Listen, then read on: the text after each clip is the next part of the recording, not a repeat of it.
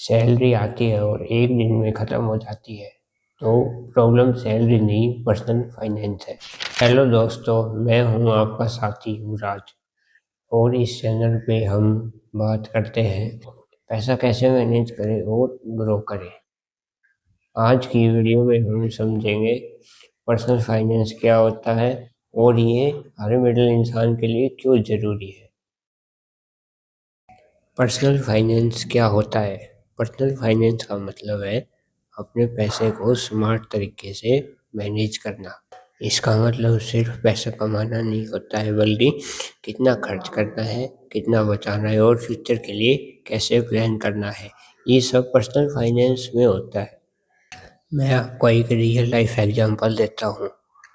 मान लो रमेश 25,000 सैलरी कमाता है। सैलरी आते ही ईएमआई दे देता है, ऑनलाइन शॉपिंग कर लेता है, बाहर का खाना खा लेता है।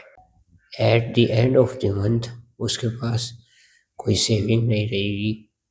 अगर इमरजेंसी आई तो उसे लोन लेना पड़ेगा। अब वही मान लो श्याम बजट बनाता है, सेविंग करता है और इन्वेस्ट करता है, तो उसका फ्यूचर सिक्योर रहेगा। इमरजेंसी आई तो हैंडल हो जाएगी और उसे कोई परेशानी का सामना करना नहीं पड़ेगा।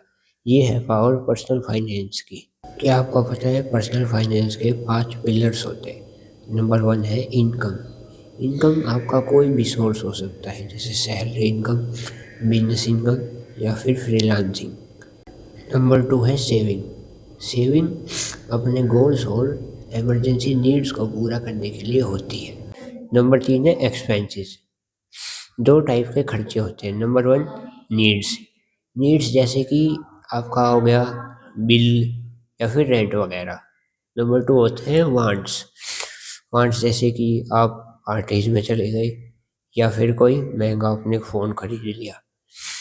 अगर आप अपनी वांट्स को कंट्रोल में नहीं रखेंगे तो आपकी सेविंग्स खत्म हो सकती है। नंबर 4 है इन्वेस्टमेंट। सेविंग पैसा बचाती है और इन्वेस्टमेंट पैसा बढ़ाती है। जैसे कि एग्जांपल के लिए mutual fund, stocks and ETFs या फिर गोल्ड और सिल्वर हो गया आपका। नंबर 5 है प्रोटेक्शन या फिर आप कह सकते हैं इंश्योरेंस। अगर आपने इंश्योरेंस नहीं करवा रखा तो एक हॉस्पिटल का बिल आपकी सारी इन्वेस्टमेंट और सेविंग उड़ा सकता है। इसलिए ज़रूर ध्यान दें कि आप इंश्योरेंस अवश्य करवाएं। लोग पर्सनल फाइनेंस को क्यों इग्नोर करते हैं? लोगों के कॉमन एक्सक्यूजेज होते हैं। कोई कहता है मेरे पास अभी पैसे नहीं है, कोई कहता है मार्केट रिस्की है और कुछ लोग कहते हैं अभी बाद में देखेंगे। जबकि सच ये है कि फाइनेंस को इग्नोर करना ही सबसे बड़ा रिस्क है। अगर आप दूसरों पे डिपेंड नहीं रहना चाहते और अपनी पर्सनल फाइनेंस लाइफ खुद से बनाना चाहते हैं तो खुद से बनो को फॉलो और सब्सक्राइब करें। धन्यवाद।